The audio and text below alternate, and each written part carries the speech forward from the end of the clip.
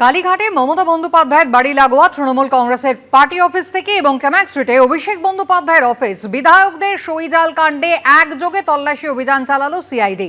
এদিনই দিল্লিতে সোনিয়া গান্ধীর বাড়িতে গেলেন মমতা বন্দ্যোপাধ্যায়। বেশ কিছুক্ষণ কথা হলো দুজনের মধ্যে। Kalighat 30 B Harish Chatterjee street. কদিন আগে পর্যন্ত রাজ্যের সবচেয়ে হাই প্রোফাইল ঠিকানা ছিল এটি, আর মঙ্গলবার সেখানেই তল্লাশি অভিযান চালালো সিআইডি। সই জালিয়াতি কাণ্ডে একদিনে একসঙ্গে মমতা বন্দ্যোপাধ্যায়ের বাড়ি লাগোয়া পার্টি অফিস এবং ক্যামাক স্ট্রিটে অভিষেক বন্দ্যোপাধ্যায়ের অফিসে অভিযান চালালো রাজ্য পুলিশের গোয়েন্দা শাখা। টানটান উত্তেজনা, নাটকীয় পরিস্থিতি। সিআইডি থেকে কালীঘাট থানার পুলিশ সেই শক্তি নামাতে হলো কেন্দ্রীয় বাহিনী। প্রাক্তন মুখ্যমন্ত্রীর বাড়ি লাগোয়া পার্টি অফিসে ঢুকলো সিআইডি। একে একে সিআইডি আধিকারিকরা তারা 30 বি হরিশ চ্যাটার্জি স্ট্রিটের বাড়িতে ঢুকেছেন। তাদের বক্তব্য যে এখানে যে তৃণমূল কংগ্রেসের কার্যালয় রয়েছে সেই পার্টি অফিসে তারা তল্লাশি করতে এসেছেন। মঙ্গলবার দুপুর 3:30 নাগাদ কালীঘাটে 30 বি হরিশ চ্যাটার্জি স্ট্রিটের এই বাড়ির সামনে পৌঁছে যায় সিআইডি। কিন্তু শুরুতেই দফায় দফায় বাধার মুখে পড়তে হয় সিআইডির অফিসারদের। তদন্তকারী দলকে ভেতরে ঢুকতে বাধা দেন তৃণমূলের প্রাক্তন রাজ্যসভার সাংসদ শুভাশিস চক্রবর্তী।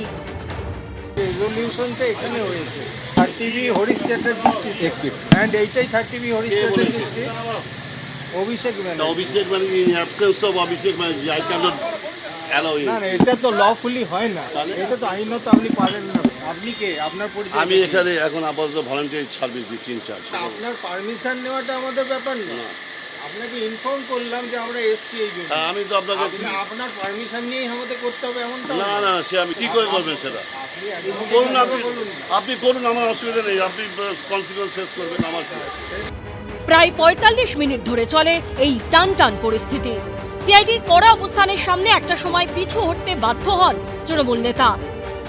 যদি না দেন তাহলে তার কনসিকুয়েন্স সেটা কি করবে। দুপুর 4:15 নাগাদ বাধা উপেক্ষা করে ভেতরে ঢোকেন সিআইডি অফিসাররা। প্রতিটা মুহূর্তের ভিডিওগ্রাফি করা হয়। কখনো কনফারেন্স রুম, কখনো পার্টি অফিস, পার্টি অফিসের আবার যে এক্সটেনশনটা রয়েছে সেই এক্সটেনশন পার্টে সেখানে তারা যাচ্ছেন। এই জায়গার তুমি ছবি দেখছো, মোটামুটি 30 জন সিআইডি অফিসার তারা দুটি দলে ভাগ হয়ে একদল তারা বাঁদিকের পার্টি অফিসের অংশে এবং বাকি দলটা তারা ডান দিকের পার্টি অফিসের যে এক্সটেনশনটা রয়েছে সেখানে তারা তল্লাশি চালাচ্ছেন। সোজাসুজি সহযোগিতা যদি কেউ না করে তদন্তে, তাহলে তদন্তকারী সংস্থাগুলো যা যা ব্যবস্থা তাদের রুল বুকে লেখা আছে সেগুলো তারা করবে। ওনারা এসেছিলেন মমতা বন্দ্যোপাধ্যায়ের অফিস সার্চ করার জন্য। ওদের বক্তব্য হচ্ছে যেহেতু 30 বি হরিশ চ্যাটার্জি স্ট্রিটে রেজুলেশন নেওয়া হয়েছে, অতএব রেজুলেশনের কপি এখানে আছে। দুপুর 4:25 সিআইডির আরেকটা টিম পৌঁছয় ক্যামাক স্ট্রিটে অভিষেক বন্দ্যোপাধ্যায়ের অফিসে। সঙ্গে ছিল শেক্সপিয়ার সরণি থানার পুলিশ। তবে সেখানেও প্রথমে তাদের অসহযোগিতার সম্মুখীন হতে হয় বলে অভিযোগ। সিআইডি সূত্রে দাবি, তারা অফিসে গিয়ে দেখেন দরজা ভেতর থেকে বন্ধ, বাইরে বেশ কিছু জুতো রয়েছে, অর্থাৎ অফিসের কর্মীরা ভেতরে ছিলেন। মহিলা কর্মী আছে এরকম এক্সকিউজ তাদের তরফ থেকে দেওয়া হচ্ছিল। তখন সিআইডি আধিকারিকরা কাউন্টার করেন, তারা পাল্টা বলেন যে তাদের সাথেও মহিলা অফিসার আছে। কাজেই সেই জায়গা থেকে একটা জটিলতা তৈরি হয়, একটা অসহযোগিতা হয় বলেই সিআইডি সূত্রে দাবি।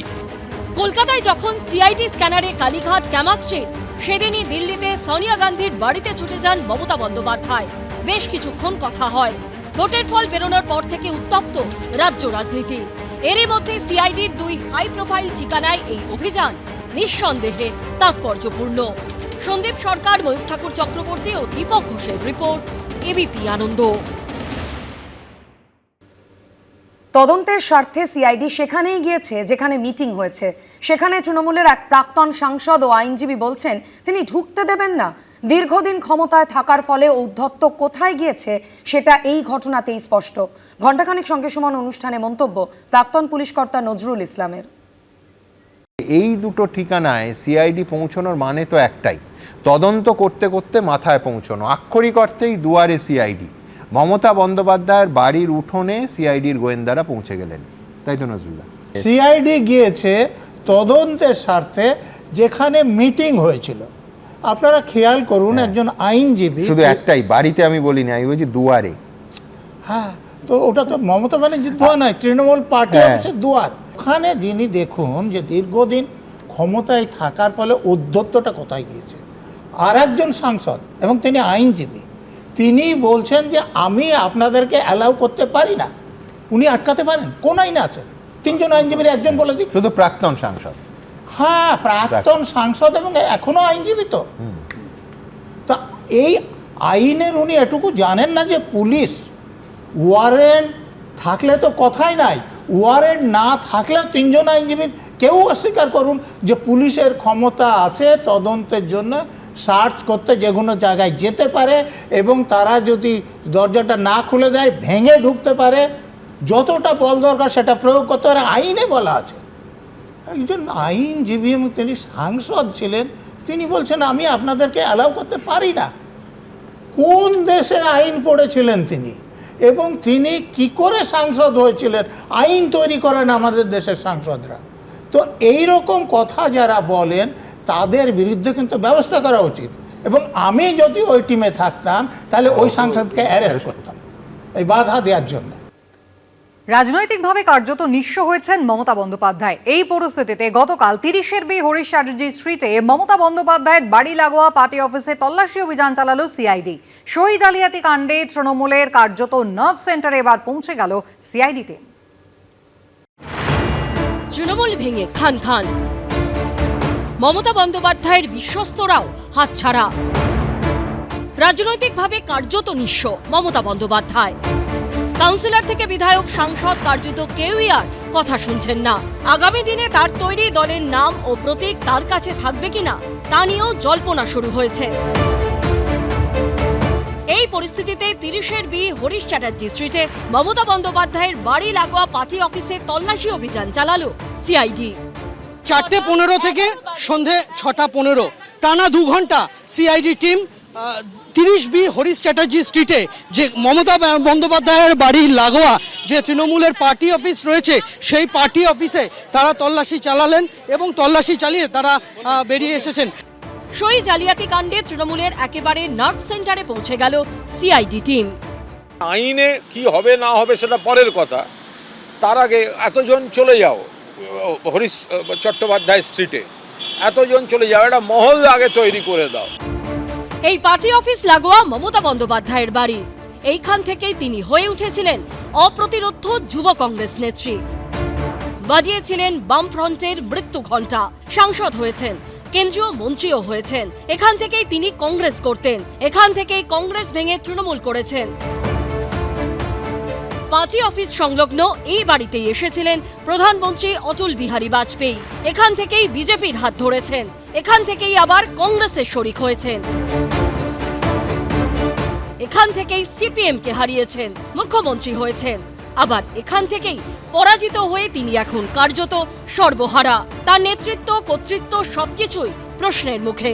যে বাড়ি থেকে কিছুদিন আগে অব্দি রাজ্য চলতো, সরকার চলতো, প্রশাসন চলতো, দল চলতো, এখন তার পাশেই পার্টি অফিসে তল্লাশি চালালো সিআইডি। ওগুলো কোন নন্দন কানন যে ওখানে সিআইডি যেতে পারবে না? যে যেখানে যত রকম ভাবে বজ্জাতি করেছে তাদের যা কিছু খুঁজে পাওয়ার জায়গা, যেখানে সন্দেহ হবে সেখানে প্রশাসন যাবে, সেটা যারই বাড়ি হোক না কেন, সেটা রাজনৈতিক পরিচয় যাই থাক না কেন, কোনো ইমিউনিটি পাবে না কেউ। মমতা বন্দ্যোপাধ্যায়ের বাড়ি লাগোয়া পার্টি অফিসে পৌঁছে গেল সিআইডি। পৌঁছল অভিষেক বন্দ্যোপাধ্যায়ের ক্যামাক স্ট্রিটের অফিসেও। প্রাক্তন মুখ্যমন্ত্রীর বাড়ির পাশ দিয়ে বয়ে গেছে আদিগঙ্গা। সিআইডি তদন্তের চল কতদূর অব্দি পৌঁছবে সেদিকেই তাকিয়ে গোটা রাজ্য। আশাবুল হোসেন ও দীপক ঘোষের রিপোর্ট, এবিপি আনন্দ, কলকাতা। সব তৃণমূল কর্মীর দুয়ারে সিআইডি পৌঁছেছে, এটা আসলে একটা রাজনৈতিক বার্তা। যাদের খারাপ তৃণমূল বলা হচ্ছে তাদের বার্তা দেওয়া হচ্ছে ফল ইন লাইন, না হলে বিপদ। ঘণ্টাখানেক সঙ্গে সমান অনুষ্ঠানে সেই মন্তব্য করলেন তৃণমূলের প্রতিনিধি অনির্বাণ বন্দ্যোপাধ্যায়। একটা জিনিস আমি স্পষ্ট করে অনির্বাণের কাছে জানতে চাইবো যে তৃণমূল এই জটিলতাটাকে বাড়াতে দিচ্ছে কেন? সিআইডি বলছে তারা একাধিকবার, অন্তত 3 বার অরিজিনাল রেজলিউশন বুকটা চেয়েছে তদন্তের স্বার্থে। এই বুকটা পাঠিয়ে দিলেই তো সিআইডিকে আর রেড করার কোনো সুযোগই পেত না, এবং অনির্বাণকেও নিশ্চয়ই ও এক্ষুনি এটা বলবে রাজনৈতিক প্রতিহিংসা, সেটা অনির্বাণকেও বলতে হতো না। তৃণমূল কেন এই রেজলিউশন বুকটা পাঠালো না অনির্বাণ? না, এখানে সুমনদা নজরুলদার কথার সূত্র ধরে বলুন, একটা কথা একদম ঠিক বলেছেন, যেটা আমারও মনের কথা, যে সকল তৃণমূল কর্মীর দুয়ারে সিআইডি আসলে পৌঁছেছে। এটা আসলে একটা পলিটিক্যাল মেসেজ যে সকল তৃণমূল কর্মী, যারা আমরা খারাপ তৃণমূল, আমরা যারা ভালো তৃণমূল হয়ে উঠতে পারছি না, আমাদের কাছে একটা মেসেজ যে toe the line, fall in line, যদি না করতে পারো তাহলে, তারপর একটা হচ্ছে ডট ডট ডট, এই যে তাহলেটা বাকিটা বুঝে নিতে হবে। সেইটা আমরা যারা একটু কম বুঝি, আমরা যারা একটু রাষ্ট্রশক্তির ক্ষমতা সম্পর্কে আমাদের অতটাও সম্মান নেই, যারা ঠিক আছে আপনি জেলে ঢোকাতে পারেন, মারধর করতে পারেন, সব করতে পারেন, কিন্তু আমরা একটু কম বুঝি, তো আমরা মাথাটা নোয়াতে রাজি নই। আমরা যারা খুব খারাপ তৃণমূল, আমাদের দুয়ারে যে সিআইডি পৌঁছচ্ছে, এটা নজরুলদার সঙ্গে আমি সম্পূর্ণ একমত। বলছো এটা প্রতীকী রেড, এটা বার্তা কেন বলছি, দেখুন আগে আমরা দেখতাম কখনো সিবিআই আসে, কখনো ইডি আসে, কখনো এনআইএও আসে মাঝে মাঝে, এখন সিআইডিটা জুড়েছে। এখানে উল্টোটা বলবে না যে আগে কখনো কখনো সিআই, বেশিরভাগ সময় রাজ্য পুলিশ, কলকাতা পুলিশ, সিআইডিরা বিরোধীদের দুয়ারে পৌঁছে যেত? বেশ, সেই সময়ে দাঁড়িয়ে তার সমালোচনা হতো কি হতো না, যে এটা ঠিক হচ্ছে নাকি ভুল হচ্ছে। আজকের দিনে দাঁড়িয়ে যখন ফিরদৌসদা আছে, তরুণ আছে, সিবিআই বা ইডি যতগুলি মামলাতে বিভিন্ন সময় তথাকথিত রেড করেছে এবং আমরা ঘন্টা দুয়েক ধরে আমরা আলোচনা করেছি, তার কোন মামলাটার লজিক্যাল কনক্লুশন আজ অবধি হয়েছে? বিধানসভা ভোটে তৃণমূল 80টা আসন পেয়েছে। 80টা আসন নিয়ে যথেষ্ট ভালো বিরোধী দলের ভূমিকা পালন করা যায়, কিন্তু সই জালিয়াতি করতে গিয়ে গোটা সিস্টেমটা নষ্ট করে দিয়েছে তারা। ঘণ্টাখানেক সঙ্গে সমান অনুষ্ঠানে এসেই মন্তব্য করলেন বিজেপির প্রতিনিধি বিমল শঙ্কর নন্দ। 80টা আসন পেয়েছে, 80টা আসন নিয়ে গোটা পশ্চিমবঙ্গে যথেষ্ট ভালো বিরোধী দলের ভূমিকা পালন করা যায়। বিজেপি 77টা আসন, তার মধ্যে আবার অনেককে ভয় দেখিয়ে ভাগিয়ে নিয়ে গিয়েছিল, তারপরেও 5 বছর তৃণমূলকে শান্তিতে থাকতে দেয়নি ভারতীয় জনতা পার্টি। এরা চাইলে কিন্তু 80টা আসন নিয়ে যথেষ্ট বিরোধী দলের ভূমিকা পালন করত, এবং আমি মনে করি গণতন্ত্রে একটা কনস্ট্রাকটিভ অপোজিশনের প্রয়োজন আছে। করলোটা কি করলো? এই জালিয়াতি করতে গিয়ে তারা পুরো সিস্টেমটাকে নষ্ট করে ফেললো। নৈতিকতার দিক দিয়ে আমি একটা কথা বলি, ভারতীয় সাংবিধানিক ব্যবস্থায় স্পিকার কিন্তু অত্যন্ত গুরুত্বপূর্ণ এবং মর্যাদা সম্পন্ন পদ। এটা বিধানসভার মধ্যে কিংবা লোকসভার মধ্যে যে রেসপেক্টিভ স্পিকার, তারা প্রধানমন্ত্রী বা মুখ্যমন্ত্রীর কথা মানতেও বাধ্য নন, কিন্তু তার নিজের মতো তিনি নির্দেশ দেন।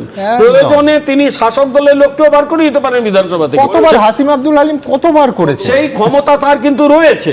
আর নৈতিক যে জায়গাটা, সেটা হচ্ছে এইরকম একটা মর্যাদা সম্পন্ন যে পজিশন, তাকে এইভাবে জালিয়াতির মধ্যে নিয়ে চলে আসা, জাল করে সই পাঠিয়ে দেওয়া। তৃণমূলের বোঝা উচিত ছিল যে এটা কিন্তু আর 2021 সাল নয়, এটা 2026। ওরা কিন্তু হেরে গেছে। আসলে ব্যাপারটা অন্য জায়গা, আমরা সেই জায়গায় দেখছি না।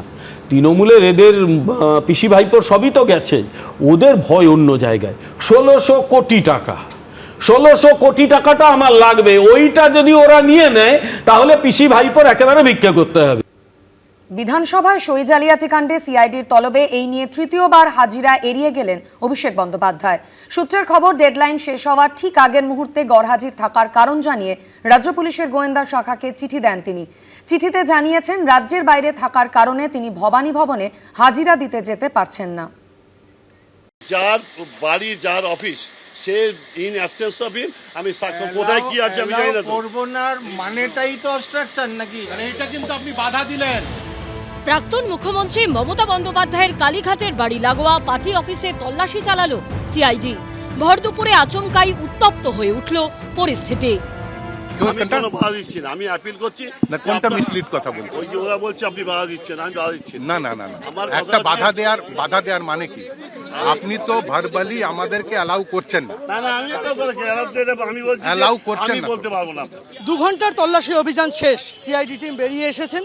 হাতে তারা বেশ কিছু নথিপত্র নিয়ে এসেছিলেন, হাতে তারা বেশ কিছু নথিপত্র নিয়ে বেরিয়ে যাচ্ছেন। কিন্তু যে 2 ঘন্টার তল্লাশি অভিযান চললো, তার আগের যে 45 মিনিটের টান নাটক, সেই প্রায় 3 ঘন্টা সময় পর কালীঘাট ছাড়ছেন সিআইডির আধিকারিকরা। আর শুধু কালীঘাটই নয়, কামাত স্ট্রিটে অভিষেক বন্দ্যোপাধ্যায়ের অফিসেও সই জালিয়াতি কাণ্ডে তল্লাশি অভিযান চালালো সিআইডির অফিসিয়ালসরা এই মুহূর্তে অভিষেক ব্যানার্জি ক্যামাক স্ট্রিটের অফিসে আসছেন। সিআইডি তদন্তকারী অফিসারেরা এই মুহূর্তে ক্যামাক স্ট্রিটের গ্রাউন্ড ফ্লোরে যেমন তারা রয়েছেন, তাদের একটা টিম ওপরে গেছে। বিধানসভা থেকে লোকসভা, এমনকি রাজ্যসভা, তছনছ মমতা বন্দ্যোপাধ্যায়ের সাথে তৃণমূল। পলেস্তরা খসে পড়া দেওয়াল আর আগাছায় ভরা জরাজীর্ণ কাঠামো নিয়ে মমতা বন্দ্যোপাধ্যায়ের তৈরি দল যেন নিজের অতীতের কঙ্কালসার সাক্ষী হয়ে দাঁড়িয়ে আছে। আর এই ভাঙনের শুরুটা হয়েছিল বিধানসভার সই জালিয়াতি কাণ্ড দিয়ে, যার তদন্ত করেছে সিআইডি। সই জালিয়াতি কাণ্ডে সিআইডি বারবার তলব করলেও এখনো একবারও হাজিরা দেননি অভিষেক বন্দ্যোপাধ্যায়।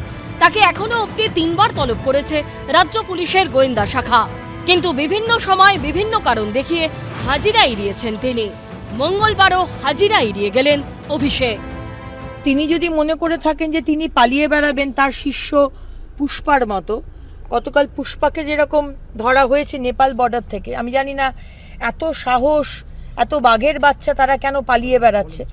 সেরকমই যুবরাজ অভিষেক ব্যানার্জিকেও বলবো, না এলে যে পার পেয়ে যাবেন তা কিন্তু নয়। মঙ্গলবার বিকেল 5টায় ছিল তার হাজিরার ডেডলাইন।